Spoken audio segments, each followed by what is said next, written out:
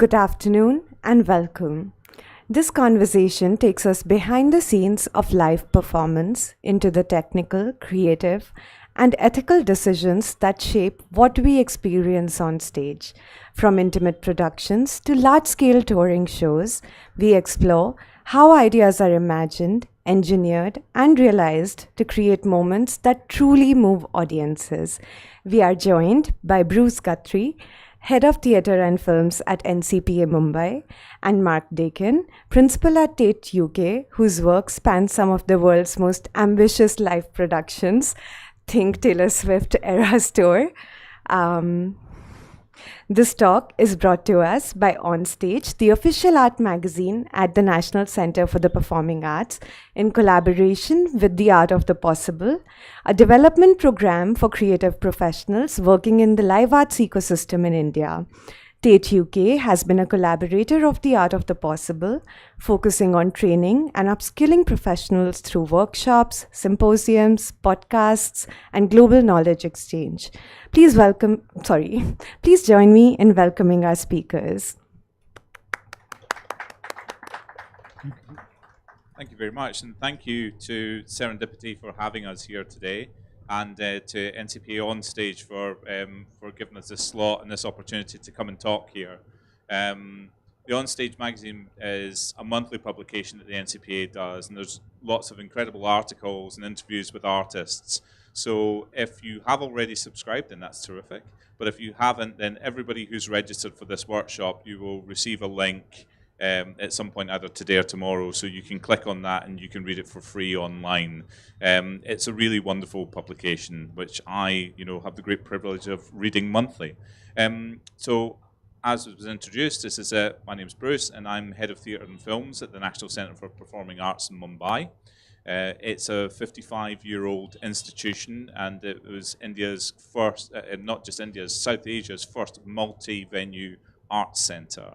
We have 5 theatres at the NCPA, as well as open spaces, and we tour shows. We produce and tour shows, plays, musicals, concerts, and we take shows out via an activation that we have, which is called NCPA at the Park, where we do shows in Bangalore, we've done shows in Delhi, we've done shows in Pune, and we should do shows in Goa. I would love to do that. So we've got a short video that we're going to play just to give people a sense of NCPA. If some of you have been there, then that's great. And if you've not, then this is what we're all about. Harrison, could you play the video, please?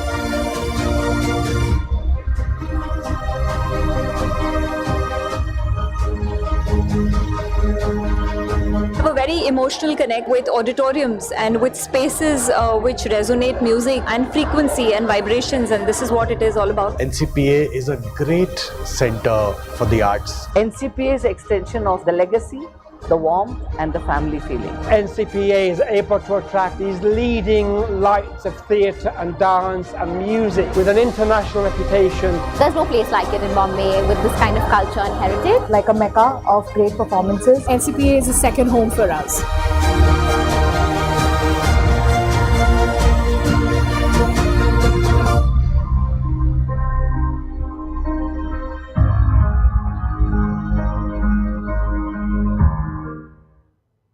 I have the great privilege of going to work there every day. In fact, I live there, actually live there. we just actually had an amazing 2-day celebration of the life and career of Zakir Hussain at NCPA, which was an incredibly moving series of shows from 9 o'clock in the morning until 10, 11 o'clock at night each day, where Zakir's family were there as well. So it's a great privilege to be able to work in places where you get to celebrate art and artists like that. Mark, why don't you introduce yourself? Who are you? Well, if you're Bruce, I must be Mark. My name is Mark Dakin. As the introduction said, I work for a company called Tate. Who are Tate? Well, we are probably the largest company in the entertainment, live entertainment and performance world that you have never heard of.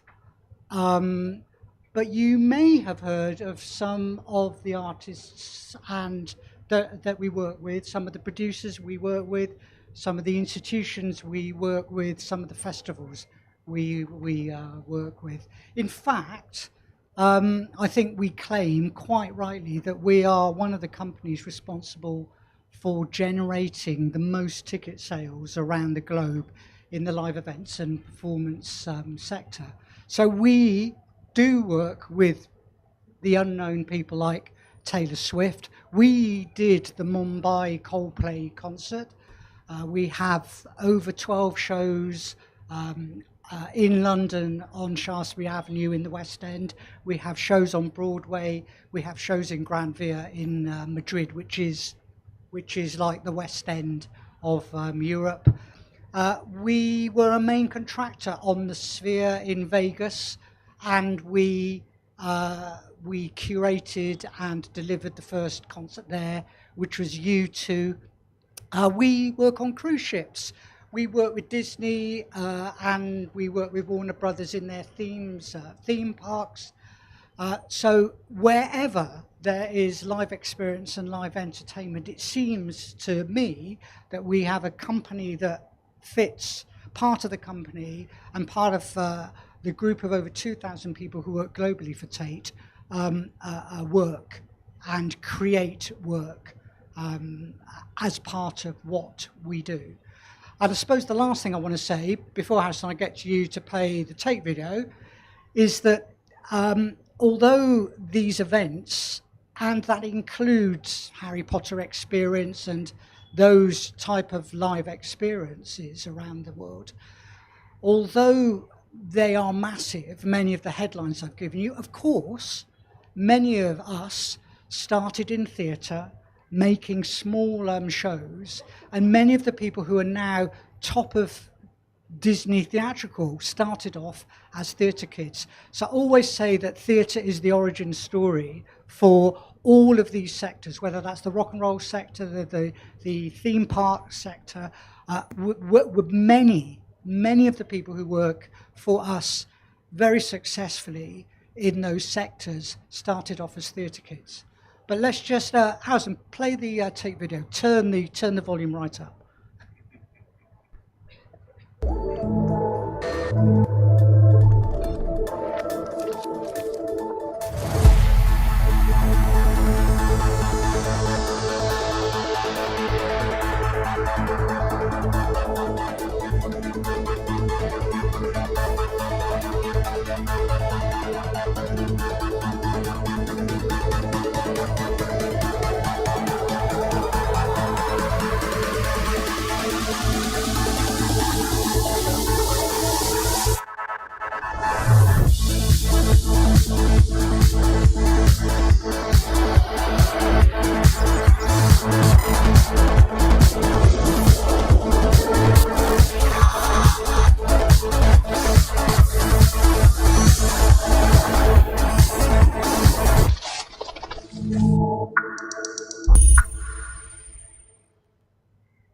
Yeah, a lot of stuff. Thank you, Harrison, for that. I mean, the point being is that there is a thread that goes through all of this activity, and we as a company continue to grow in all of these aspects as the appetite for live events and experience just expands globally. So, just to get us kicked off, because our subject matter is small scale to large scale, Mark, the thing that he didn't say is that whilst he is a global ambassador now for Tate and comes and talks to people like myself about how we can upgrade our processes, procedures, but also as the equipment in order to be able to do a wider array of shows. Mark was also, we met when he was technical manager at the National Theatre in the UK. And he then went from being technical manager at is it technical director? It's a director, yeah? So technical director of the National Theatre UK to being technical director of the Royal Opera House in Covent Garden. So we're going to talk a bit about his experiences there and working in multi-arts venues. Venues that have got turnaround times of shows which are daily and huge scale shows. But also is that I thought we would start, Mark, with how you got started as a production manager, because you were an art student, weren't you? Yeah, we talked a little bit about this last night. At the heart of the success of the British performing arts sector, which I think ripples around the globe, is an art school tradition. And the art school tradition is based on emotion and is based on vision and is based in craft.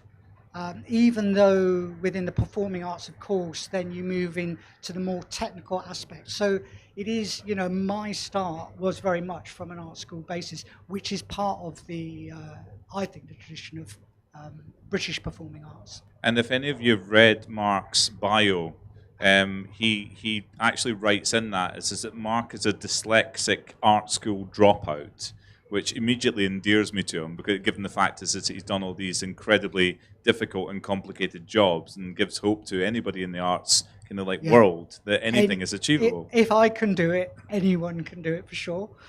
So you started. We mentioned this as we were talking about this earlier. Is that how did you start your career then? Talking about small. Well, actually, what happened and why I say in my biography that I was an art school dropout. What I really wanted to do is I wanted to collaborate with people and make shows. And I got the opportunity to go off on tour on a small-scale opera tour, which led to more work on a small-scale theatre in education tour, touring around colleges and schools. I just wanted to make work with people. The thing that I loved about theatre was that I was working with a group of people, and in the early stages that was driving around in a van, unloading stuff, putting it into art centres and making work. That's how I got started.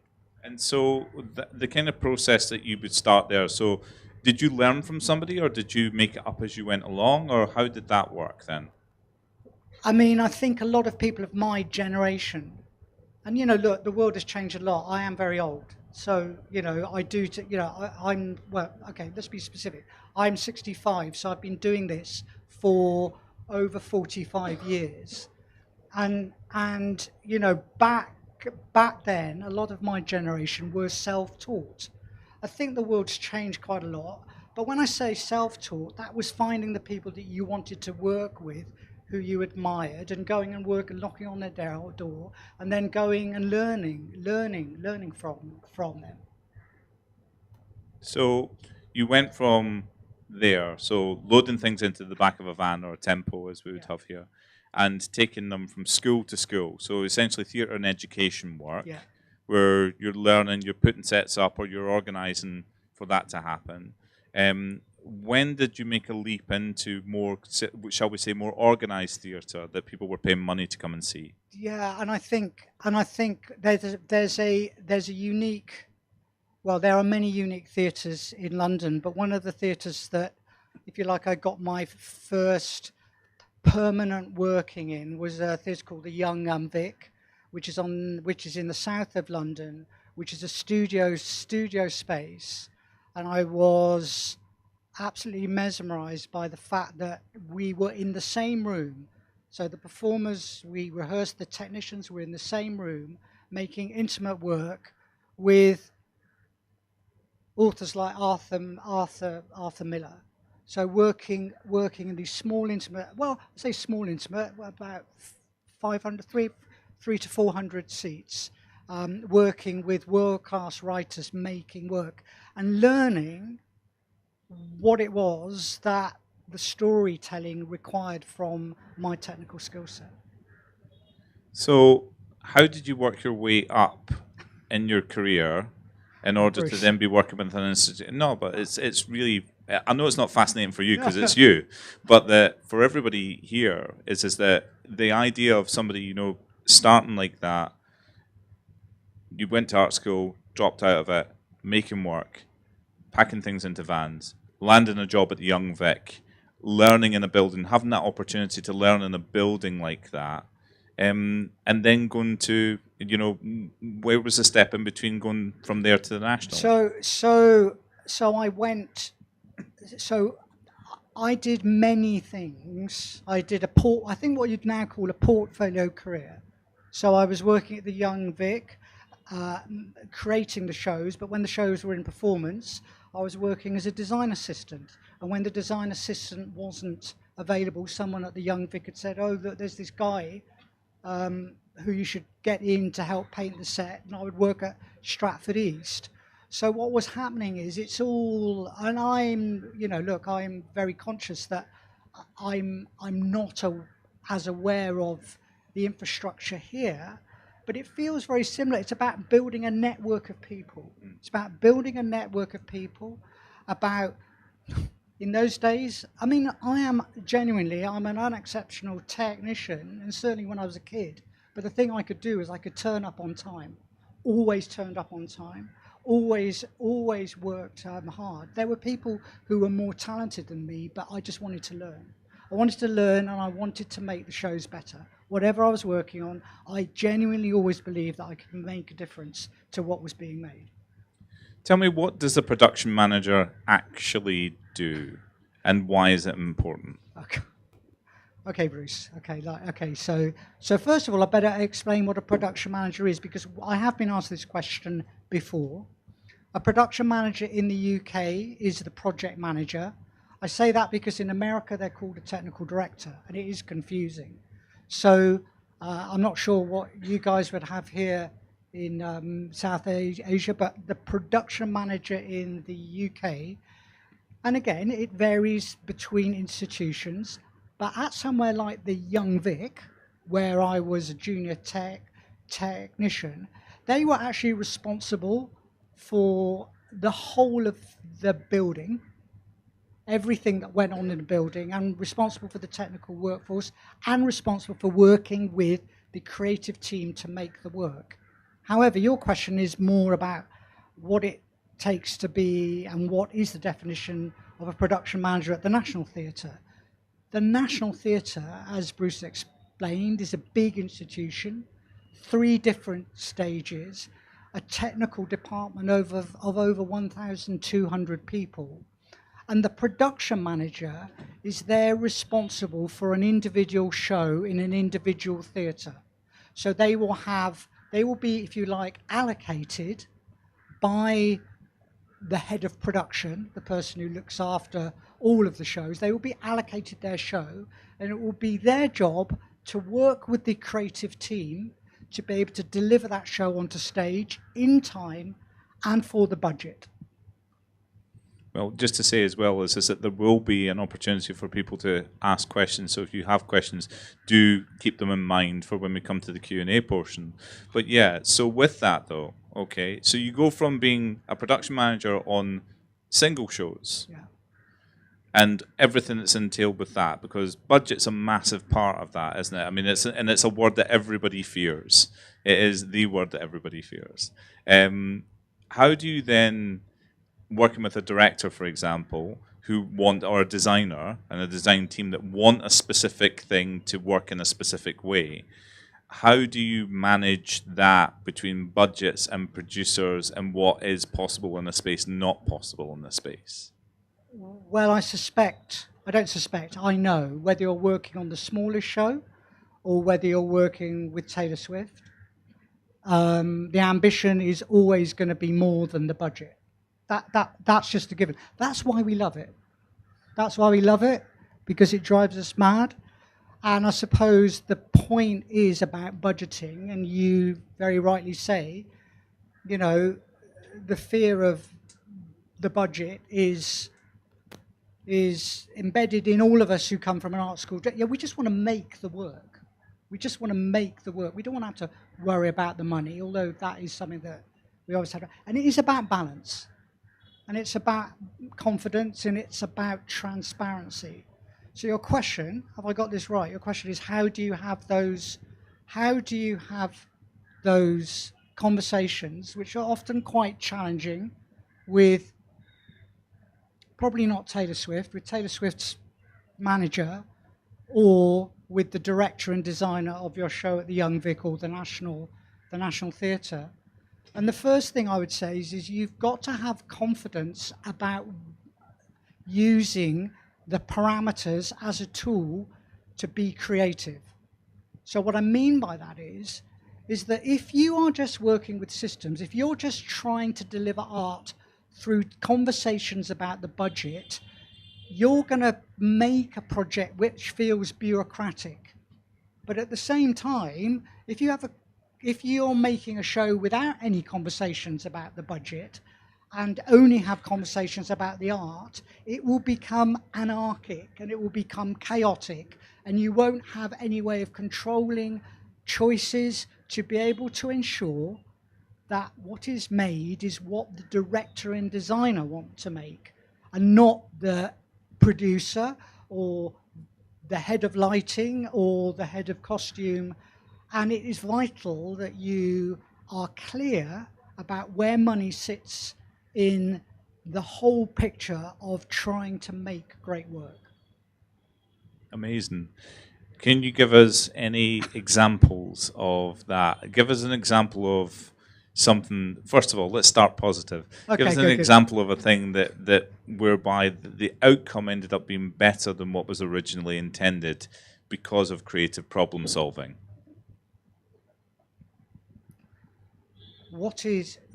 Just repeat the question again, because I think I've got it in my head. Yeah. So give us a time where the outcome, so what ended up on stage, was better than what was originally intended because of creative problem solving.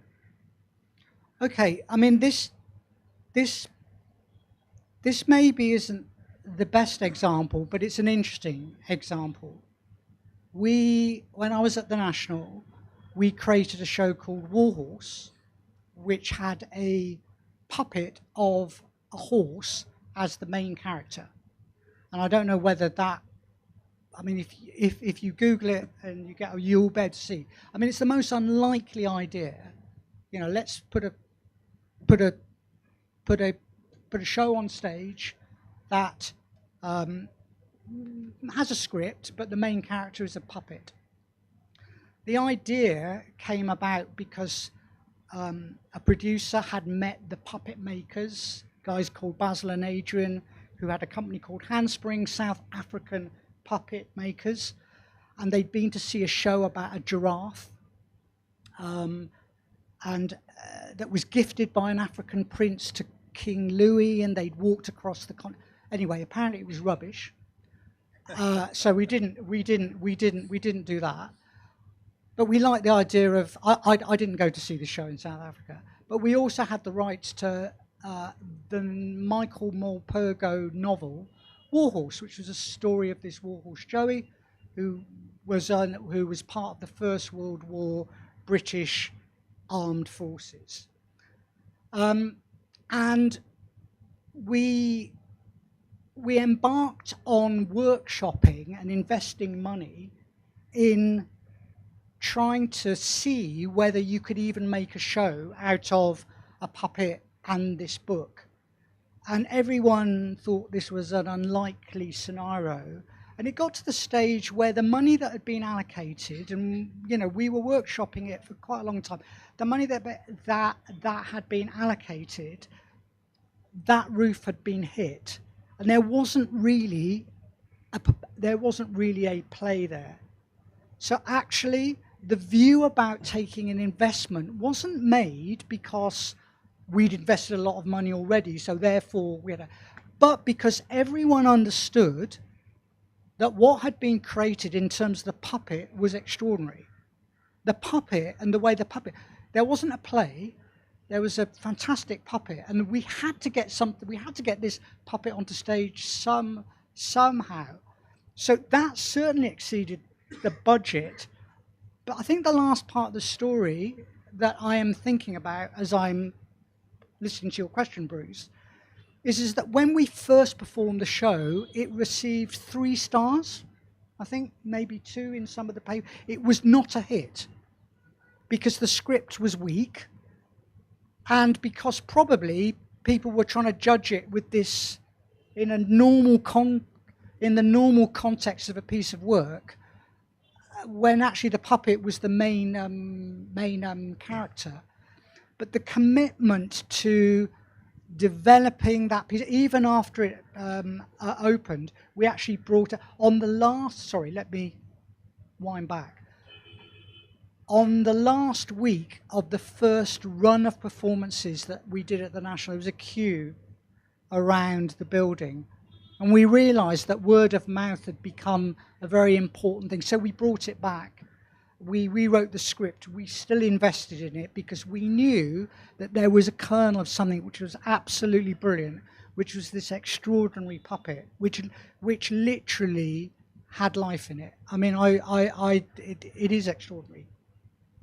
I mean, in Warhorse, then, you know, for anybody who doesn't know what it is as a show, it came back to the National, I think, 4 times subsequently, and it went from those reviews to 5-star reviews across the board, and is a global phenomenon still, actually, because they built an entire commercial production wing off the back of Warhorse. It was then made into a movie by Steven Spielberg as well.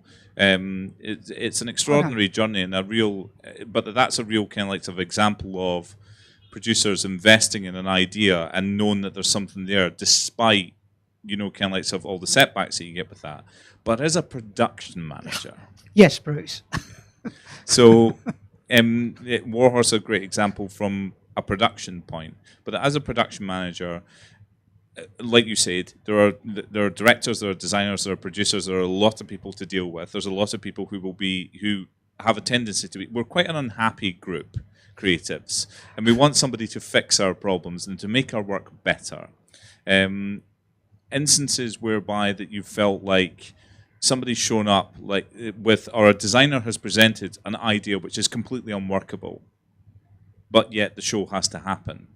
How do you have any examples of that you've dealt with? I mean, and this is about the pain. I can feel the pain as I'm going to talk about it. This is about the moment that it went wrong, and there are many of these. There are many of these, but this is where you learn. And I'm going to choose one. Seeing we're talking, no, maybe I'll. Yeah, I was going to talk about one at English National Opera because I was a production manager at English National Opera as well. But I would talk about one at the National, and it was with a dear friend of ours, Howard Davis, an amazing director of his generation, and a young, brilliant designer, a guy called Rob Howell. And Rob is one of those designers who wants what he wants, regardless. And of course, as an artist, there's huge power in that. You know what your vision is, and I would not wish to imply that it's the production manager's job to dilute the artistic vision. I think the production manager's job is to distill the artistic vision, maybe make it smaller and make it stronger. So not to dilute it, but to distill it. And I missed the moment to distill that design and tried to deliver it for the budget. There was 3 concentric fences which had to fly out separately, and we didn't have the technology to do it. And I sort of knew we didn't, but I thought I would improvise with counterweights and bars, and it just didn't work. It just didn't work. But because Howard is such a brilliant director, he just said, right, I'm going to give you a day, and then you show me what you can do, and I'll redo the show around it. But gosh, for me as a production manager, having to go to one of the world's greatest directors and say, you know, that thing that we agreed we were going to do, I can't. But for then him to turn around, that was one of his biggest gifts to me, actually, to actually be able to take the learning out of that moment. You had 3 different jobs at the National. Do you want to tell us what they were and just describe the different levels of responsibility? Okay. So production manager is like the project manager of an individual show. I was Rob and Howard's production manager on that show, looking after the budget, the schedule, and making the show work. Above, and there were 3 theatres with 3 production managers and a team of assistant production managers. Above that is a head of production, and that's the second job I got. So the head of production looks after all of the production managers, and if you like, casts the production managers to the directors. The reason I got cast with Howard, for instance, was because I got on pretty well with Howard, and because I'm pretty straightforward talker, and Howard's a straightforward talker. So it was an easy dialogue, even when it went wrong. So if you like, that's a senior job. And then the technical director's job, which Bruce described at the beginning, is the job that looks after the whole of the technical department.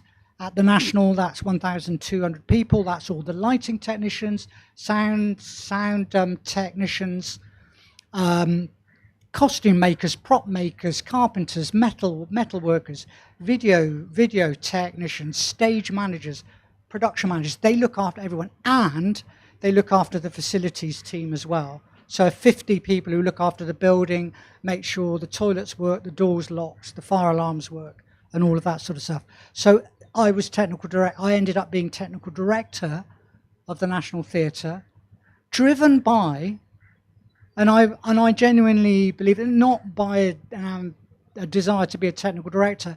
If there's anyone sitting here who thinks they want to be a technical director, come and have a word afterwards, because I don't think anyone really thinks they want to be a technical director.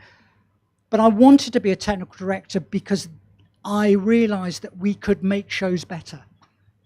It was always about that first thing. How do we make the shows better?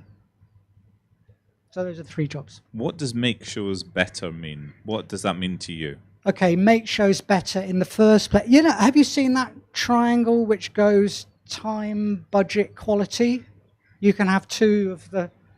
I think it's a variation of that. It's time, people, money. All time, people, money. Yeah. It's just so, you know, I was always interested in quality because I'm an art school boy, and what quality meant to the director and designer, or what it meant to Coldplay, or what it means to Disney, or what it means to Warner Brothers and Harry Potter. What does quality mean to those people? So the conversation at the very beginning of a project, that was what I was most interested in. What does quality mean to you in this moment? What is the vision? What are the non-negotiables? So trying to ensure that the machine that surrounds the making of any of this type of work is purely focused on ensuring that the quality of what we are making in the eyes of the makers is top notch. There's a second part to this. This was the drive when I was a production manager and when I was the head of production. I then became much more aware and much more focused on the fact that quality also means something to the organization or the producers that you are making it for. And so therefore, you know, look, actually what a designer and director want to do might not be what the organization wanted them to do in the first place. So understanding the nature of the invitation of the producers to the creative team and making sure that that was matched up so that quality, the understanding of quality, was shared at the beginning of the process. That's a great answer. let's move on from the National and let's go to the Royal Opera House then. So you move across the river. For anybody who knows London, this is that London has got has an embarrassment of riches when it comes to theatre and theatrical spaces. I think there's something like more than 70 or 80 major spaces just in that area of in the area of the West End alone. But that Mark then moved into Opera House, which has its own challenges as well as a building, as a space. The type of work is very different because it's live music, it's orchestras, it's singers, it's a different type of thing. But that from the National, how many productions were roughly in the rep on a yearly basis? So different shows. Okay, not only am I dyslexic, I'm dysnumerate as well, so I get a bit confused. Let me. So there were 3 theatres which used to, on average, produce, this is at the National, produce 7 new shows each year. And those shows were performed in a repertoire system where each theatre had 3 shows in rep. So you could see, somebody could come to the National Theatre for a week and could see 9 different shows. It was different times then, I have to say. And these are multiple changes within a set. So within a production, you would have the setups and the sets, lighting, sound, everything like that were completely different for each thing. Totally different, yeah. Yeah. So when you moved to the Opera House, how many productions were there? So when I moved to the Opera House, the Opera House has 2 companies, the Royal Opera and the Royal Ballet. I think the Royal Opera House has just been rebranded, the Royal Opera and Ballet, actually. It's a bit confusing. But the number of shows that are produced there, number of new shows for each company is about 5 or 6. So that's not as many. But because of the classical music art form of opera, you can't perform every single night. So you can only perform as a singer once every, you do alternative nights. So on stage, during the week, you will still get your performance every night, but you're cycling through to do rehearsals in the morning and a different show every night. You change the show over in the middle of the day to an evening performance, and you've got about 7 or 8 live shows that are cycling, if you like, in performance, plus another 4 or 5 that are in rehearsal or tech. And what are people paying for tickets? At the Royal Opera House? At the Royal Opera House. What the Opera House say is you can get a ticket for £10. You can't see a lot, but you can hear it. And for the best singers in the world, you have to pay something like £300. So that's... So roughly between 1,000 rupees and 30,000. I was going to say, I don't know. Yeah, roughly. I mean, it's a bit more than that, actually. But cheaper than Taylor Swift. Or cheaper than an Arsenal box seat. Yeah, okay. But in terms of if you're paying that kind of money, you want everything to be absolutely pristine in quality, yeah? Yeah, 100%. I mean, the quality, the thing that happens with the opera company and the ballet company is that shows are revived. Very rarely you get shows revived at the National, although obviously you may have spotted I talked about Warhorse. That was revived several times, and maybe it's becoming more of a thing now in drama than it was when I was first working at the National, for sure. But absolutely, the quality of these shows, these are the world's best directors. These are the best designers. These are the best singers. These are the best dancers. People come there to see the best. The stage at Covent Garden, I genuinely believe, is one of the 3 greatest stages in the world. You can't come and see a shoddy show. That's not. Yeah, it was a thing that when I was working for a ticketing firm, it's just that the philosophy behind it was that this family or that these people might only be able to afford to come to London to watch a show once, so you have to make sure that the overall experience is fantastic enough for them to want to do it again the following year. Yeah, 100%. So we're at the Opera House, and this feels like a nice segue into Tate, because there was a huge project that had to go on at the Opera House with the flying system. So just for anybody who doesn't know flying systems, because I know that a lot of studio theatres here don't have flying systems at all. It's the bars that kind of like so that it can fly in and fly out, and you can put scenery on them, you can put lighting, you can put equipment, everything like that on them. And the Opera House has a particularly large and complicated flying system that was in need of upgrade while you were there, and you oversaw that project. And there was a specific and unique challenge to that, wasn't there? Yeah, I mean, it was one of the reasons I went back. I went back to the Royal Opera House. I say back because I had worked there in the late 80s, 90s on the drawing board, when it was a real drawing board and not a computerized drawing board. And the flying system, which I inherited, had been installed in 2000s by Tate. And, you know, look, how often do we change our mobile phones or the computers on the desks? 25 years, you will have changed your, well, I don't know, you'd have changed your computer a couple of times, at least, because it will no longer maintain the operating systems. And that was effectively what had happened at the Opera House.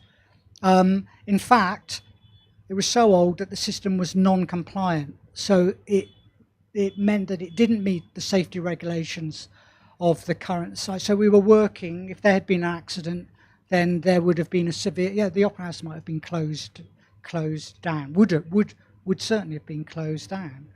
But the business of the Opera House, as I've described, performing 6, sometimes 7 days a week with this continual churn of shows, is the business model. You need to keep people coming to see the shows. And the traditional way of changing a flying system is to close down the theatre for maybe 4 or 5 months and then take everything out and put a new flying system in. That was not negotiable for the Opera House. And I suggested that we could change the flying system whilst running the busiest rep in the world. And it is the biggest repertoire in the world.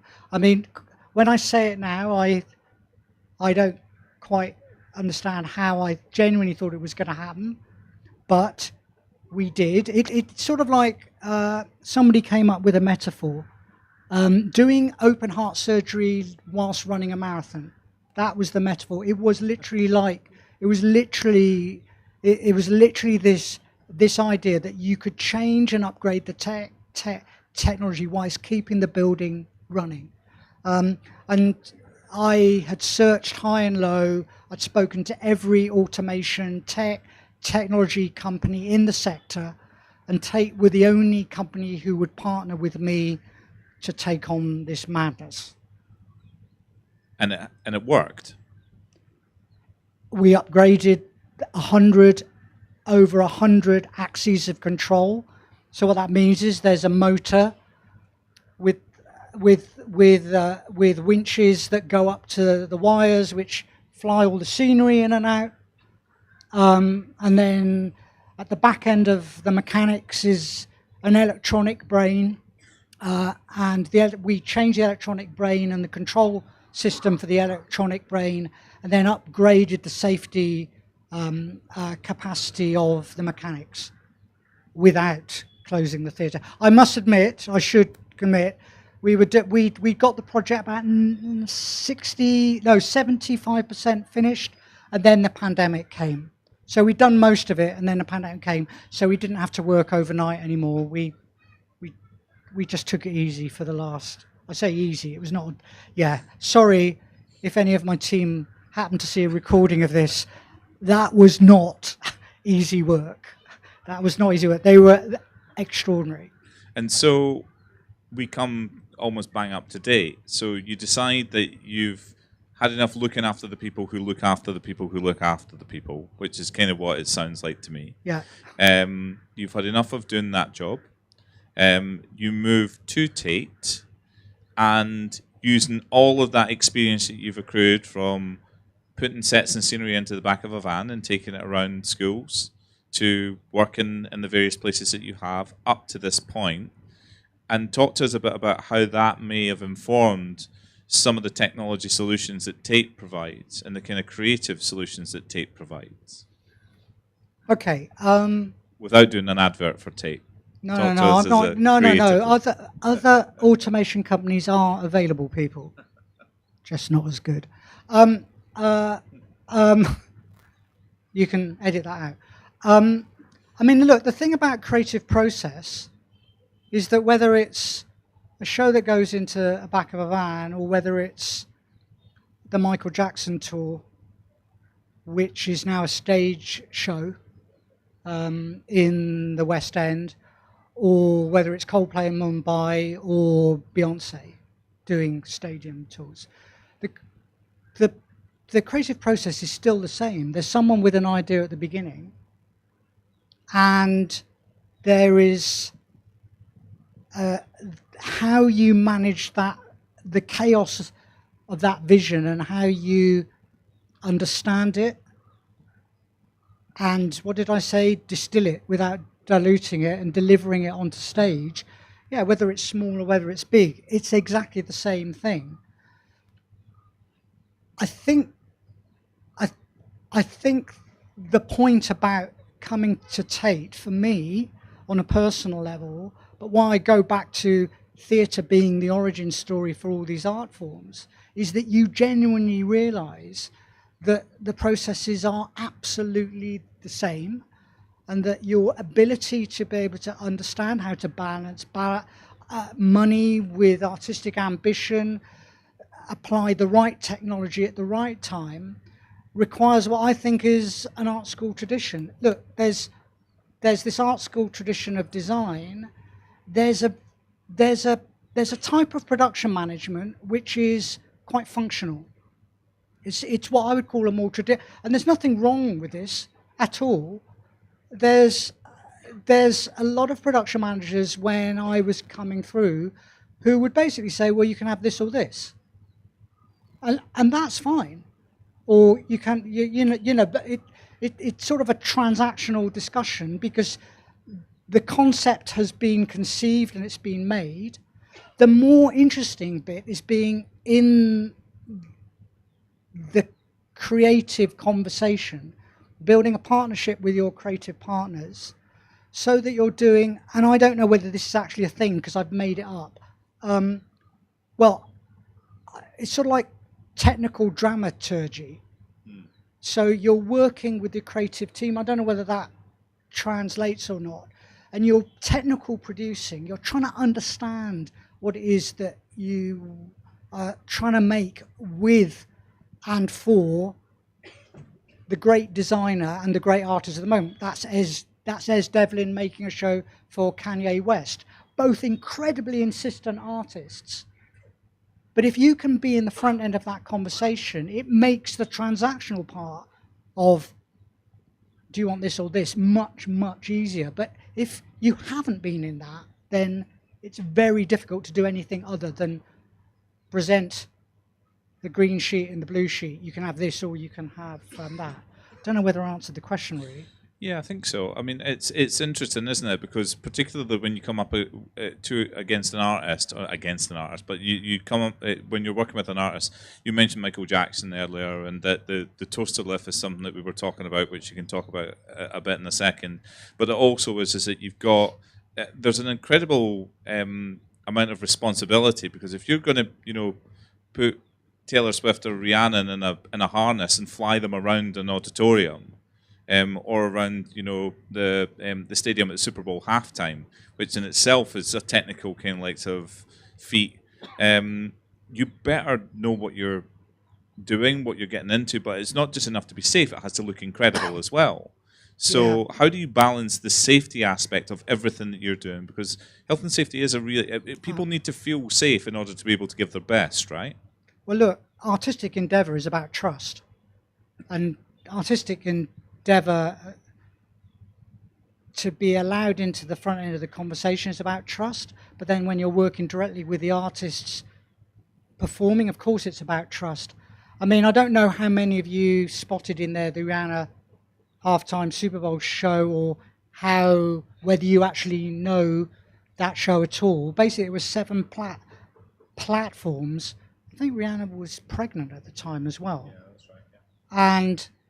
Yeah. And these platforms raised in the middle of this stadium during half time, and you go, well, how would anyone do that? And when you learn that that was an idea that was sketched, my understanding is it was sketched on the back of an envelope maybe 16 weeks before the actual event. On the triangle, that's not a lot of time. But in the quality is, let's make sure nothing happens in front of the biggest TV audience in the world, one of the superstars of rock and roll. But the reason you can do that, think about flying Rihanna at halftime in the Super Bowl and get the camera angles, because there was a camera flying around as well, is because we invented the camera flying around. That's one of our inventions, 10, 15 years earlier. We, Tate, had been flying Pink around stadiums, well, I'm going to say for almost decades, at least 15 years. Pink's been flying around stadiums. The reason that Pink was flying around stadiums is that in the 90s, we were working with Cirque du Soleil, flying Cirque du Soleil performers on amazing shows in Las Vegas and in Macau and places like that. And the reason that we could do that is because in the 80s, we developed the technology for the designers who did the major shows at the West End, like Phantom of the Opera, where there's a chandelier that comes and breaks down. So it's about incremental experience. I don't know. I've now gone down. What was the question, no, that's Bruce? good. It's fine. Okay. We were talking about health and safety a little, but also is that about health without it with people feeling like that they can do their best work though. So yeah. Look. You mentioned about Michael Jackson. Who you met. Yes. Yes. Yeah, your mate Michael Jackson. No. Yes, I know. Bruce, I've never met Michael Jackson. So in the West, I knew the story a little bit, but in the West End show, there's a lot of discussion about the toaster lift. It comes back to the budget conversation. So the toaster lift is something that appears in shows now a lot, which Bruce's friend Michael had this vision for, which was at the beginning of the show, he'd pop out of the stage. So that's why it's called a toaster lift. It's like a very powerful machine. That didn't exist.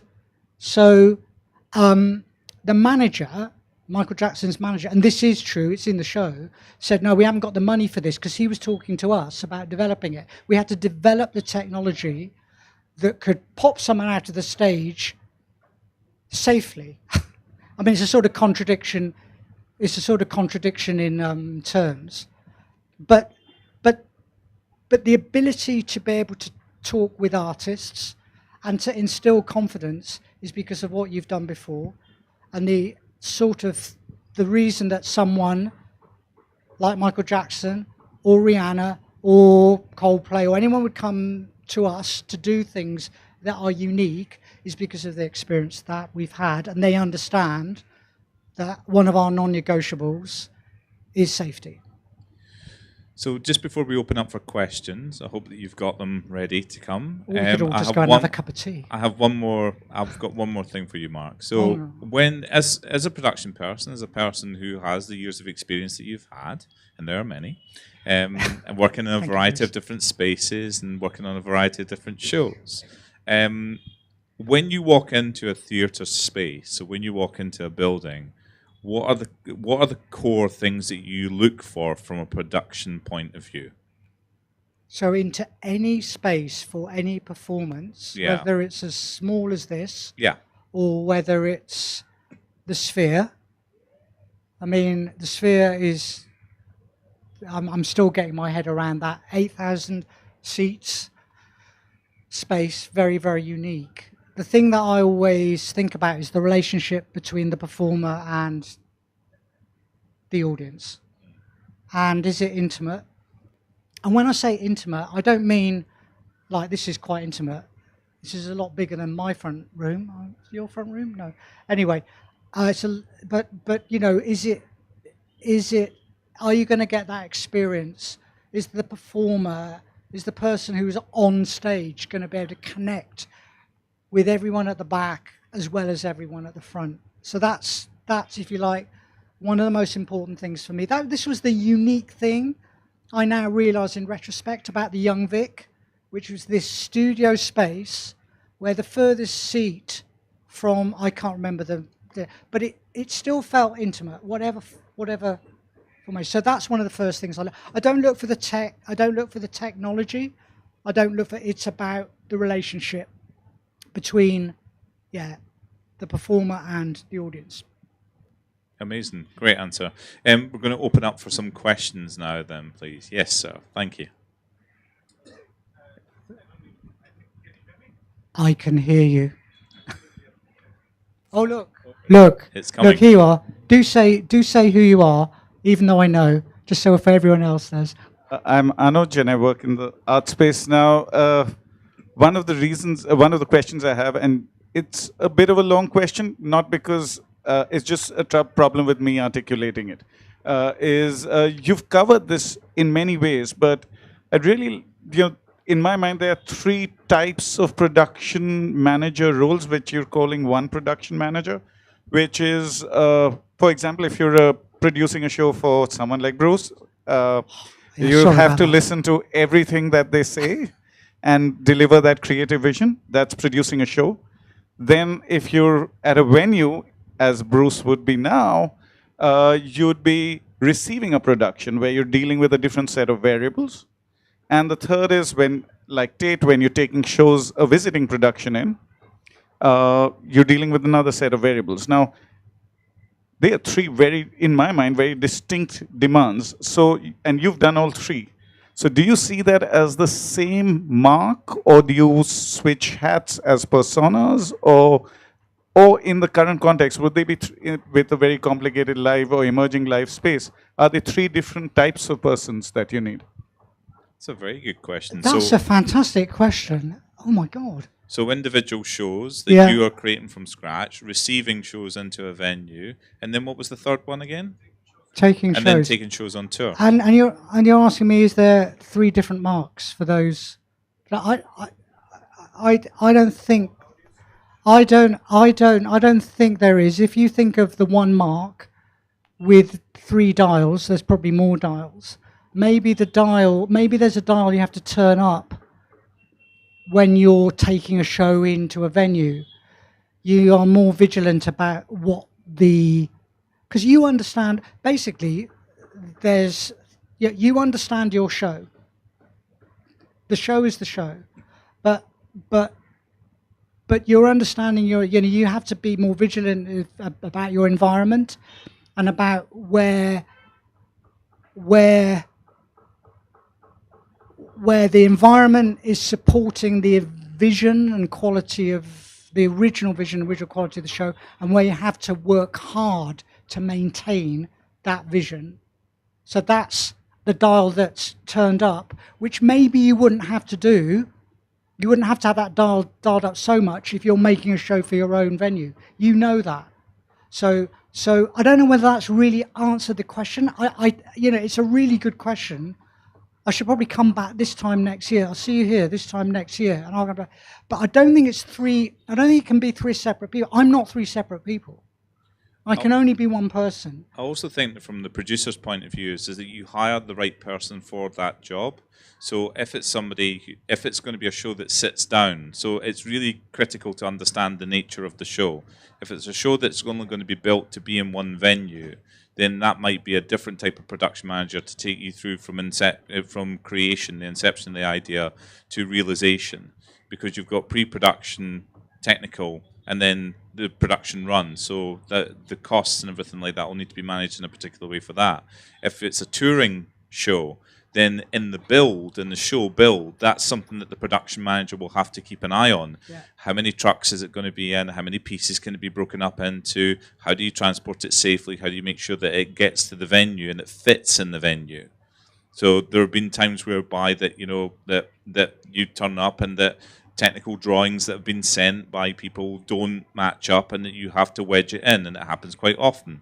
And particularly when we produced Marathi plays, for example, and toured them, is that you need to make sure that everything can fit in the bus with people, because it's running costs, because your income, the revenue that you can generate through ticket sales, if it's not got any funding or subsidy behind it, you have to try and keep it so that it breaks even and that you pay everybody. So therefore is that the logistics that have to be managed in order to be able to manage the running costs for that are a very different skill set. So I would work with a Marathi production manager, for example, who's used to making shows like that. You still want the show to look as incredible as it can and give the audience that incredible experience, but I think that it is skill sets. I mean, like, so if I want to run an opera house, I talk to Mark. If I want to run a multi-space venue, I talk to Mark. If I want to run a Marathi or a Gujarati show, I go and I speak to people who have worked in that space for a long time, and we see whether my expectations can align with the practicality of it. So that's just a slightly different context on that. And you know, and my strength or my bias was always show making, show touring, which I love, but there are a lot of people who are a lot better at that. I think my skill set, my strength was working alongside a director and designer as a technical producer or technical dramaturg. That's what buzzed, gave me the buzz. Terrific.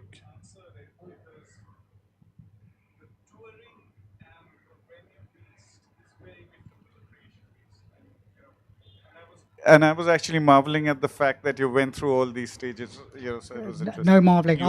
There's a very good example, though, of in the original production in the West End at the Prince Edward Theatre of Mary Poppins, the musical. They did this hugely extravagant set, and it was the first iteration of that show, and it ran for about 3 or 4 years. Then they had to make a touring model for it. So the set itself had to be redesigned in order to be able to fit in a certain number of trucks, in order to be able to fit in a certain type of venue, all up and down, not just in the UK, but internationally as well. That was the brief that was given to the designer. And in many ways, the actual design itself, from both a functionality and a storytelling point of view, was better in the redesign for touring than it was in the West End. Yeah, it's interesting, isn't it? You know, it is this idea about you revisit a design and you distill it because you understand what the essence of the design is. I mean, it's slightly the opposite way around. I wish it had been this way around for Beyonce's world tour. I think we'd done 3 venues and suddenly a whole load of extra stuff was needed. You know, so a whole load of extra stuff. You know, it was something like 67 articulated lorries, order another 4 lorries because there's more stuff. The essence of the show required them. It did require them. I was told. I didn't do that show. But, you know, look, sometimes you win, sometimes you lose, I suppose. Okay, anyone else with a question? Please.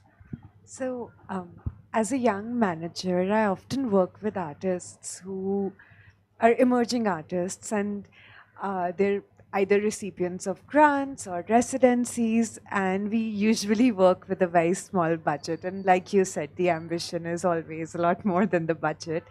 And I have trouble working with them on that budget. Like, I would like some advice on how I can make that happen. Look, I love the question.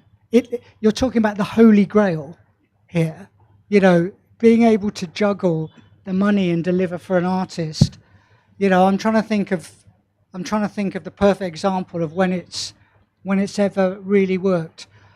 I think what I would say is, and I don't know whether this really answer. This is not me not trying to answer the question, but it's me reflecting about the journey that I've gone with creatives in my work.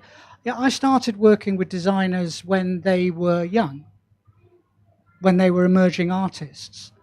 You know, I did Es Devlin's first National Theatre Show when she was out of college. You know, she's now one of the biggest designers in the world. It's about relationship. It is about a relationship which goes on and on and on. And look, you know, that isn't answering your question, which is how do I get my show today and this creative to understand they need to deliver the budget? It's a journey that you as a manager, every single project manager, every single production manager, every single producer goes on. And it's just about refining a craft and having the confidence to refine the craft. And you know, you try the conversation with a young emerging artist now today and it goes terribly wrong, but you'll learn from it and it'll be better the next time. Sorry, this is not very helpful, but genuinely, if I had the answer, I would be a millionaire, because I think it's what, you know, even Serrano, who project manages the big stadium touring, he's just, he would ask the same, yeah, if he was sat here, he'd be going, yeah, how do you do that, Mark? You know, continue to have the conversations and be confident. And I don't know whether this is a very good word to use, and it's a very particular view of mine. I think there's nothing wrong with being vulnerable about the struggles that you are having as a manager to deliver an artistic vision. I think there's nothing wrong with that, saying, look, you need to help. It is in the artist's interest to help you solve the problems in the end. I think you need to have skin made of steel and the patience of a saint, really. I also think that you need to be incredibly clear as early as possible about the limitations. And it's not that you're saying no. What you're saying is, well, those three things are not necessarily possible. We can do one of them really well, and let us come back to you. Always buy yourself some thinking time, okay? And a phrase of, that's great, let me come back to you with a solution to that. It might not necessarily be a solution that they like, but it buys you a little bit of time to go and speak to people and say, he wants this, oh my God, how are we going to do it?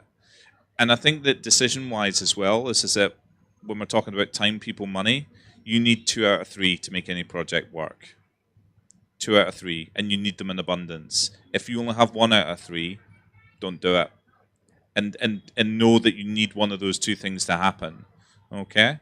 Because money's always a problem. Yeah. Okay? It's a problem where I work, it's a problem where you work, it's a problem where everybody works. Because we never have enough of it, okay? Never. And they started off by saying that, and that's a really critical thing. I think that clarity, you know, the first word that I learned when I came to India was jugaad, right? Don't do that. It's not good. And it really just puts everybody's back up. And what ends up happening is everyone scrambles at the last minute to solve problems that actually, if they had a bit of time to think about them, there would have been better solutions to it that wouldn't have burnt everybody out and everybody be destroyed after opening a show. There is no need for it. Absolutely none. On the thing about, what did you say? Skin of steel, heart of something? Skin of steel and the patience of a saint. Okay, on the skin of steel issue, the thing I used to say to my younger production manager, my head of production, is, look, remember the show isn't you. That's very good. You know, that there's you over here, there's the show, and then there's you, the production manager. And you, the production manager, and the show have, what's that thing where it overlaps? Is that a Venn diagram? No, I should probably draw this one. Yeah. Sort of, there's an overlap. Of course there's an overlap. And as a production manager, as you get more experience, you look to increase the overlap more and more. But that's your professional job. That's not you, the person. And that's not being dispassionate. But it's the mechanism you need to have to help. You know, you can't afford to take it personally. And of course, I've taken it I still take it personally. Don't do as I don't do as I. But it is hard, though. Yeah, it's really hard. Really hard. You know, and that I'm sure there'll be many days like there are for all of us, whereby that you go home and that you sit and you can't sleep, And it's just like, because it does hurt, you know, particularly when something goes wrong, is that in my head I equate it to losing hurts. It should hurt, but that's where the learning happens. As long as you don't do the same thing again, you make a whole different mistake. Make a completely new one. Well, look. Also, the thing about Bruce, what you've just said about losing heart, you can't. No, I said losing hurts. I'm sorry, it's my Scottish accent. Oh, sorry. Yeah, losing hurts. Losing hurts. It should hurt, because if it doesn't hurt, then you don't care, and you need to care. That's the conflict, isn't it? That's what I was going to say, that it's not like I also want to be able to bring their creative vision to life. Of course. And it's really a struggle to also sometimes say, no, this is not going to work, because you can see them like become sadder or like.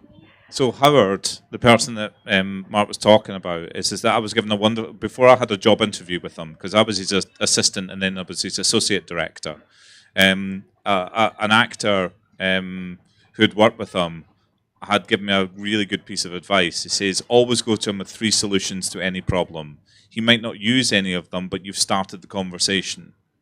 So at least he's got 3 things that he can reject, but then he'll say, no, actually it needs to be this. And you're closer to understanding what it could be. And exactly what Mark said there as well is that show me tomorrow what you can do, and then I'll make it work. And you won't always encounter people who are like that, right? It's just sometimes people are just very, very unreasonable. It's very, you know, kind of like sort of. I mean, I deal with artists like this all the time. Is that where it's their spirit, it's their soul, it's everything that they've got within it, and that whatever anybody thinks of that, they believe that, and that's why they're capable of delivering incredible work. Some of the bravest people that I've ever met are actors, because they emotionally eviscerate themselves on a nightly basis for our viewing pleasure, right? So rather than going, oh, actors, or them going, oh, technicians, stage managers, is that there has to be that environment of trust that exists there and mutual respect. That it's not the case of, oh, well, you make it work, that's your job. It's like, how do we make this work the best way that we possibly can? And sometimes that happens. That's in a utopian world, right? But when that works, and as long as we keep working towards that, which is kind of what Art of the Possible is about, then the work gets better, and therefore we serve our audiences better. Which, in the end, at the end of it all, that's the goal. And I love the fact that Mark said as well is that the thing that's most important to him is the relationship between the audience and the performer. It's just, yeah, great. Any more questions? Yes. I'm a communication designer. My name is Muskan. And I have a very small question for designers. What is the skill set required for these large-scale productions beyond visual design?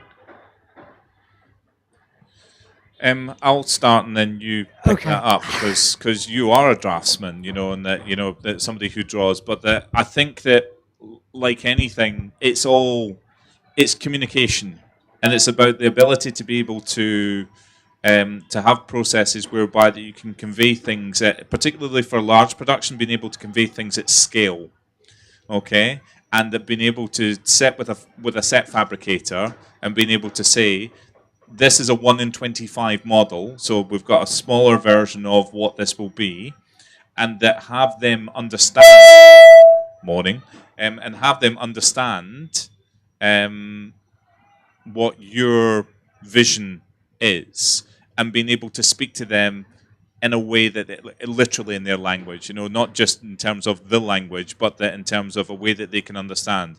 If they speak in inches, if they speak in feet, if they speak in whatever it is, that's really important. Having a great relationship with a fabricator as well is really, really important.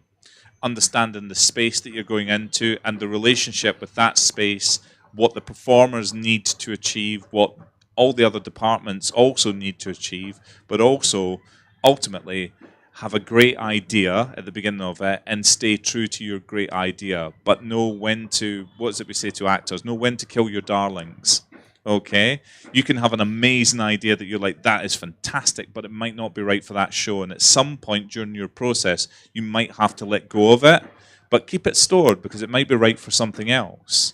So those are my kind of key takeaways, is that be able to draw and be able, whether you're using a program to do that, a computer program to do that, or make models, however it is that you convey what your vision is, be able to do that. Have a great relationship with a fabricator who's going to realize your ambition and know when to kill your darlings, when to let it go. Well, you haven't left me much there, Follow that. Yeah, I mean, maybe I'll answer it in a bit of a left field way. I mean, I agree with Bruce, absolutely. It's something about being able to have a language which the person that you're speaking to understands. And of course, in terms, I mean, I'm not expecting designers to be technicians, especially in the modern technical world, but to be able to have real technical knowledge and be able to communicate that through drawing or the use of language is vital. And this is a bit of a left field example. A fashion designer called Alexander McQueen was like the most extraordinary visionary artist, but he had absolute technical competency and could speak. He could translate his artistic vision in a technical way, and I use Alexander McQueen as an example because he used to do these amazing catwalk shows as well. He did it with his catwalk shows. So, it is about being able to have the language and maintain and insulate your artistic, whatever that is, that you have. I always wanted to be a designer. I just never had, whatever it is. And on that note, we need to finish. But we'll be around for the next 15 to 20 minutes if anybody wants to come and chat to us in person. Just to have a quick word about AOTP. So the Art of the Possible, which is the banner in which we are presenting this under, along with Onstage Magazine, which I talked about at the beginning. We'll send you out links for both the AOTP website, where you can log in and you can register. There will be articles, talks, workshops that have been recorded. Mark did a fantastic workshop on a thing called the Fishtail, which is a guide to production management and how you manage any project from start to finish, bearing in mind the axis of creativity versus practicality. Those aren't the actual words, but it's roughly that. Yeah, okay. It's an amazing workshop. I sat through it 3 times last month. When we took it from Mumbai, we then took it to Bangalore as part of a British Council cultural convergence that was on, which is also happening in Delhi in January. So if anybody's in Delhi in January and wants to attend that, check out the British website, the British Council's website. AOTP, if you are a designer, a technician, a stage manager, a production manager, you can create a profile on there. If you have a company, you can create a profile on there. If you run a venue, you can create a profile on there. The reason that we want to know what everybody does and know where people are is so that we can design workshops, masterclasses, online training that's free of charge for anybody who wants to learn. And it's mostly aimed at mid-career professionals with a view to going into working with people who are entry level, want to work in the profession. So the first thing that you can do, and the first decisions get made by those who show up. So thank you for showing up. The second thing is log into those websites, create those profiles for us, and that we'll see you January, February, and March when we have workshops in design, stage and production management, and we're going to be doing a workshop in AutoCAD. So anybody who wants to know a bit more about how to program a design program called CAD, and it's got pre-visualization software there as well, so that as a lighting designer you can create your lighting design and see what it's going to look like ahead of time before you've even gone into a theatre. Really amazing and useful piece of software to know. We're going to be doing in-person classes with that, but also we're going to be doing online classes for those of you who can't be with us in person in Mumbai. And at that note, thank you, Mark, and thank you to Tate, and thank you to Serendipity for having us. Yeah, thank you, guys. And thank you, all. Thank you very much.